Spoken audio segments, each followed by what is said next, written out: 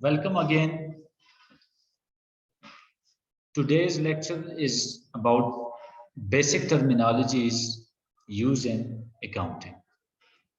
Some of the basic terminologies I have listed, round up. There are 30 basic terminologies used in our daily life. ठीक है जी, तो इसको कोशिश करेंगे कि हम पढ़ें. ठीक है जी. The first one is business. आपने अक्सर सुना होगा, लोग कहते हैं मैं फलाना बिजनेस करता हूँ, फलाना बिजनेस करता हूँ, ये मेरे इन चीज का जो है वो बिजनेस है. तो बेसिकली बिजनेस होता क्या है? एनी लीगल एक्टिविटी और activities which is or are undertaken for the motive of earning money is known as business. हर वो एक्टिविटी जो लीगल एक्टिविटी. अब यहाँ पे ये लफ्ज लीगल लगाना ये इंपॉर्टेंट इसलिए है ताकि हम किसी इलीगल एक्टिविटीज में इन्वॉल्व ना हो. So all those legal activities, ठीक है जी, जो एक बंदा करता है किस मकसद के लिए? In order to earn some money, that will be considered as a business. तो अकाउंटिंग में बिजनेस का मतलब होता है लीगल एक्टिविटीज, उनको परफॉर्म करना ताकि आपको प्रॉफिट हो, तो उसको हम बिजनेस कहते हैं. ठीक है जी. Business mean any illegal activity which is undertaken for the purpose of earning money is known as business. The second one is the proprietor. Proprietor किसे कहते हैं? वो बंदा, अगर सिंपल मैं कहूं तो ये जो है वो गलत नहीं होगा कि proprietor is a person who take risk. वो बंदा जो कि रिस्क लेता है, जो मालिक होता है, जो पैसा लाता है, उसको हम कहते हैं proprietor, entrepreneur, ओनर, जो भी नाम आप उसको दे. तो यहाँ पे इसके लिए एक टर्मिनोलॉजी इस्तेमाल होगी, या प्रोप्राइटर होगा, या आपका जो है वो ओनर हो सकता है, या आपका एंटरप्रेन्योर हो सकता है. तो बेसिकली इसको प्रोप्राइटर, एंटरप्रेन्योर या owner. Who is the risk taker?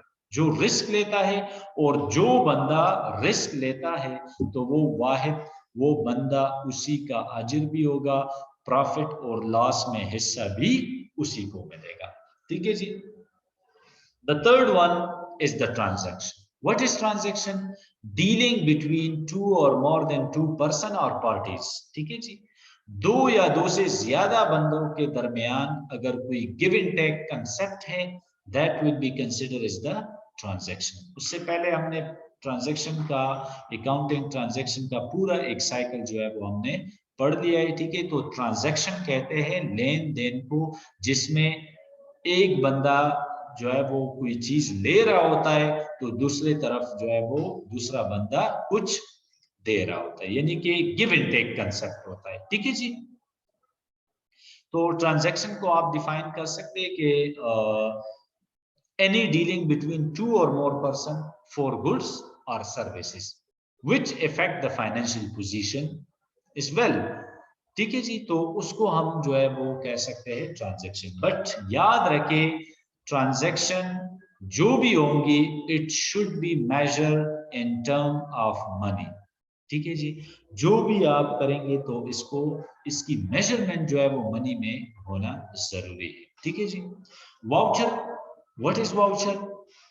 Any written evidence of business transaction is called voucher. Voucher आपका क्या होता है? Voucher कहते हैं आपके written evidence, यानी कि जिसको हम रसीद कह सकते हैं. जब आप प्रैक्टिकल लाइफ में जाएंगे, जब आप ट्रांजैक्शन को रिकॉर्ड करेंगे, तो आप ट्रांजैक्शन से पहले आपको एक रसीद मिलेगी जिसको हम वाउचर कहते हैं. ठीक है जी. जिसके फिर मुख्तलिफ किस्में भी है, जिसको कैश मेमो भी कह सकते हैं, बिल भी आप कह सकते हैं, इनवॉइस भी कह सकते हैं, या इसको वाउचर भी कह सकते हैं. ये वाउचर बेसिकली ये एक जो है वो रिटन एविडेंस होता है उस ट्रांजैक्शन के हैपनिंग का या इसके अकरेंस का. कि ये ट्रांजैक्शन जो है वो हुआ था। ठीक है जी, तो इसको हम वाउचर कहते हैं। What is account? नॉर्मली ज्यादातर जो है वो लोग अकाउंटिंग और अकाउंट को एक समझते हैं, लेकिन इसके अंदर जो है वो थोड़ा सा फर्क ये है कि accounting is basically the whole process, while account is a device which contains a systematic record of increase or decrease in an item during a certain particular time period. इसके अंदर, अकाउंट के अंदर एक डेबिट होता है side और एक आपका क्रेडिट साइड होता है, और ये एक ऐसा डिवाइस है जो आपको इंक्रीज और डिक्रीज एक पार्टिकुलर आइटम, एक पार्टिकुलर जो है वो एसेट, इक्विटी, जो भी आप आइटम रिकॉर्ड कर रहे हो, तो उस पार्टिकुलर आइटम के अंदर आपको increase and decrease with the help of debit and credit और रूल्स जो भी होंगे, तो उसके मुताबिक ये आपको इंक्रीज और डिक्रीज शो कर रहा होता है। While in accounting, accounting is the art or a process of identifying, recording, classifying, ठीक है जी, इसी तरह समराइजेशन और रिपोर्टिंग, तो ये चीजें आपकी अकाउंटिंग में होल प्रोसेस आती है। ठीक है जी, तो जब भी आप मुख्तलिफ जो है वो अकाउंट्स बनाएंगे, फॉर एग्जांपल परचेजेस का जो है वो बनाएंगे, तो आप देखेंगे कि परचेजेस अकाउंट। ठीक है जी, what is purchases? Purchases simply means to purchase something, bought, to bought something. ठीक है जी, और टू आप खरीदते हैं कोई भी चीज, गुड्स आप खरीदते हैं, अशिया वगैरह, तो उसके लिए लफ्ज परचेजेस का लफ्ज जो है वो इस्तेमाल होगा। Hope this will be understandable. Sale, similarly whenever you give something that is considered as sales, जब आप किसी कोई चीज बेचते हैं तो उसको सेल कहते हैं। प्रॉफिट कहते हैं जब आप कोई चीज बेचते हैं और उसमें से अपनी कॉस्ट को डिडक्ट करते हैं, उसको हम कहते हैं प्रॉफिट, मुनाफा। लॉस कहते हैं जब हम अपने, फॉर एग्जाम्पल हमने चीजें बेच दी, उससे अपने खर्चों को माइनस कर दिया, तो हमारे पास फिगर जो है वो माइनस में आ रहा है, या हमारे एक्सपेंसेस हमारे रेवेन्यू से कम है, हमारे आमदनी से कम है, तो हम कहते हैं कि हमें नुकसान हुआ है, और loss is considered as an expense for a firm. Profit is considered as a revenue, और ये जो है वो आपका वो प्रॉफिट है जो कि आप अपने शेयर होल्डर के दरमियान, या अगर आपके पार्टनर्स है तो उनके अंदर आप उनके रेशियोज के मुताबिक, जो भी उनका पार्टनरशिप रेशियो होगा या जो है वो उनके शेयर्स होंगे, तो उनके मुताबिक उनके दरमियान ये प्रॉफिट शेयर होगा। लॉस इज ए एक्सपेंस, जब आप अपने एक्सपेंस जो है आपके एक्सपेंसेस काफी ज्यादा हो जाए, तो फिर हम, और आपकी आमदनी उतनी ना हो, तो आपको लॉस का फेस करना पड़ता है। ठीक है जी, व्हाट इज रेवेन्यू? याद रखिए, revenue mean income. Now there is a difference between profit and revenue. अक्सर जो है वो स्टूडेंट इसमें कंफ्यूजन क्रिएट करते हैं। याद रखिए, रेवेन्यू आपकी होती है all sort of incomes which is received or which are receivable। ठीक है जी, या इसको आप एक्रूड भी कह सकते हैं। ठीक है जी, यानी कि वो आमदनी जो या तो हमने रिसीव कर ली या उसको हमने रिसीव करना है। लेकिन याद रखें, इसके अंदर जो रेवेन्यू हमें रिसीव होती है उसके अंदर कॉस्ट मौजूद होती है। फॉर एग्जांपल, अगर मैं कहता हूं कि मेरी रेवेन्यू जो है वो 1000 रुपीज है, और अगर मैं ये स्टेटमेंट कहता हूं कि मुझे प्रॉफिट 1000 रुपीज का हो गया, तो both of the statement are not same, क्योंकि जो 1000 का प्रॉफिट मुझे हुआ है, इसका मतलब ये है कि इससे मैंने कॉस्ट जो मेरी आई थी उसको मैंने डिडक्ट किया है और प्योर प्रॉफिट मुझे ये मिला है। लेकिन रेवेन्यू का मतलब ये है कि फॉर एग्जांपल, अगर मुझे 1000 की रेवेन्यू रिसीव हो गई, मैंने किसी बंदे को एक बुक बेच दिया जिसकी कीमत 1000 रुपए थी, तो 1000 रुपए अगर मैंने उसको सेल किया हुआ है, तो इसका मतलब हरगिज ये नहीं है कि मुझे 1000 का प्रॉफिट हुआ है, बल्कि उस बुक की ओरिजिनल कॉस्ट भी होगी जो कि मैंने उसको माइनस करना है, प्लस इसके अलावा उस दुकान में या मेरे बेचने पे कोई खर्चा आया होगा, तो उन सब चीज़ों को जब मैं माइनस करता हूँ तो उसका जो प्योर रिजल्ट होता है उसको हम प्रॉफिट या लॉस कह सकते हैं। क्लियर है? तो रेवेन्यू आपकी क्या होती है, जब आप सेल करते हैं तो सेल के का जो अमाउंट होता है ये आपकी रेवेन्यू कंसिडर होती है।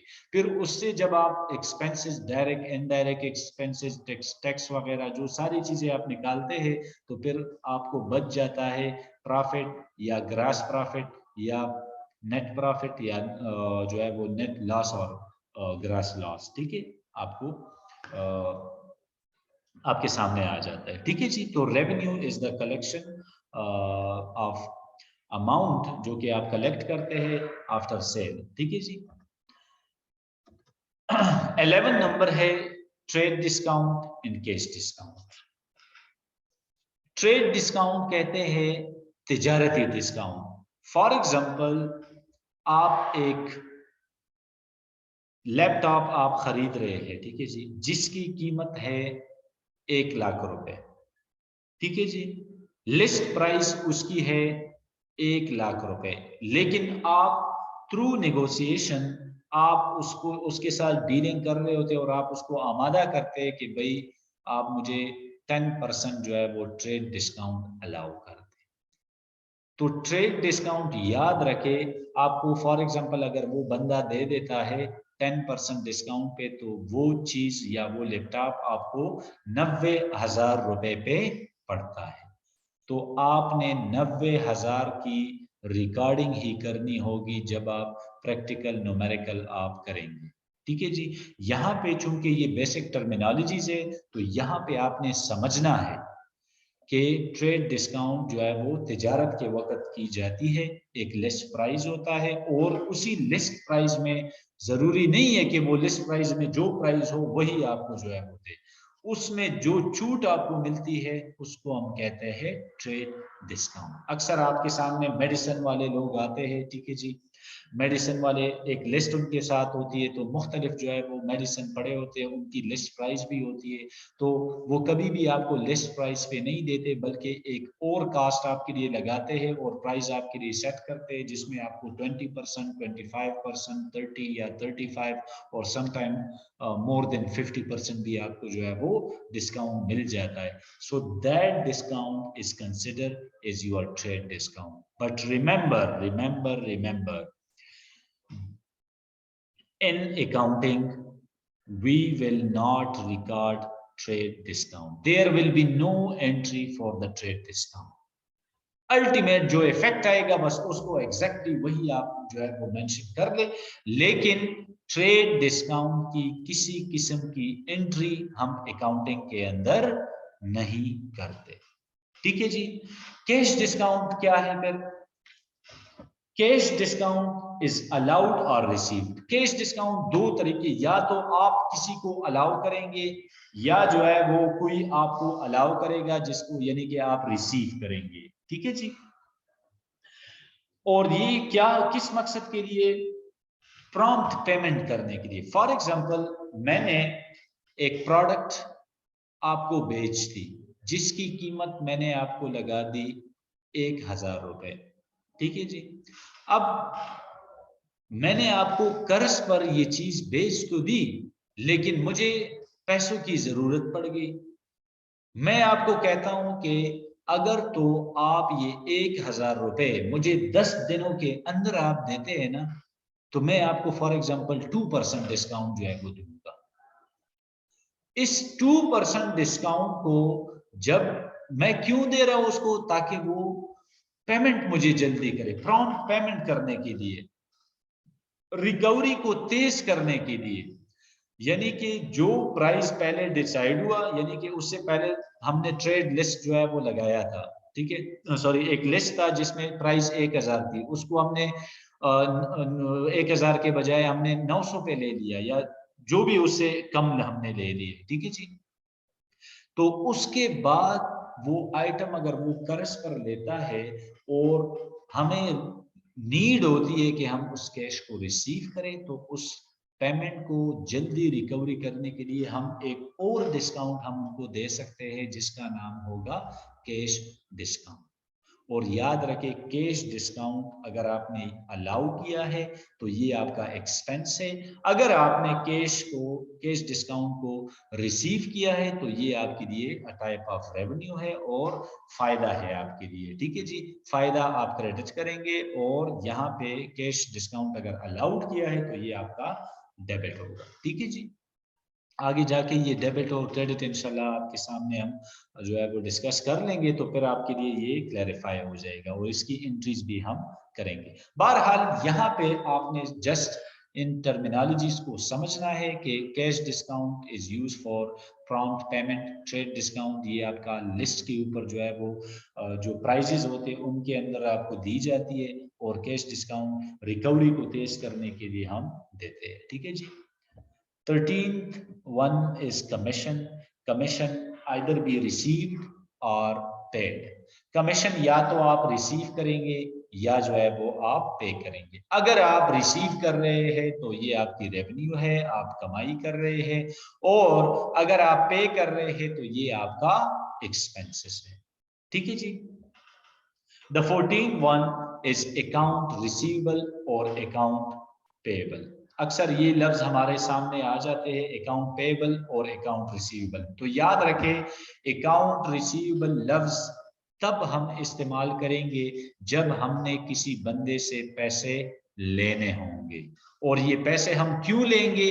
क्योंकि हमने उनके लिए कोई सर्विसेज या तो प्रोवाइड की होंगी, या हमने कोई कर्ज पर कोई कमोडिटी उसे बेची होगी, या कोई भी एसेट हमने उनको दिया होगा कर्ज पर, और उससे हमने पैसे लेने हैं, लिए नहीं है।